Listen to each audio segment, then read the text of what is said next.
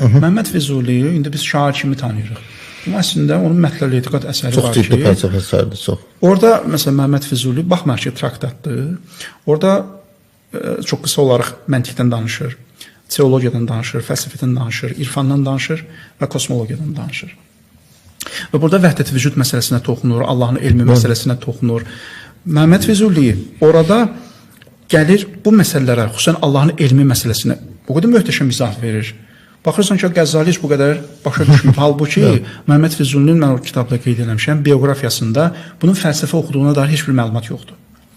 Ha, o çox qəribə bir şeydir. Çox qəribə bir şeydir. O Mətləl Etiqadın o Sovet nəşri birinci dəfə mənim əlimə düşəndə müəyyən o kitaba baxanda həqiqətən çox belə qəribə şok yaşadım. Yəni baxdım ki, Füzuli Falesdən danışır, Anaksimanderdən danışır, Yunan fəlsəfəsindən danışır. Çox qəribə gəldi mənə həqiqətən. Sonradan baxdım ki, yox, bu adam doğrudan da ciddi bir fəlsəfi bilgisi olub. Burada iki məsələ var. Bir budur ki, sırf məlumat. Yəni adam sizə fəlsəfə tarixindən danışır. Bu normal bir şeydir. İkinci məsələ budur ki, əsaslandırma, izah.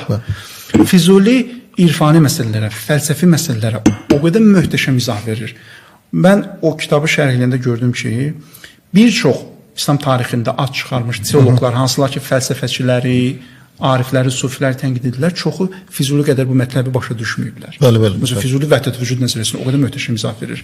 Və Füzulinin izah verdiyi digər bir məsələ aləmin əzəli olması məsələsi ki, Qəzzali buna görə filosofları təkfir edirdi.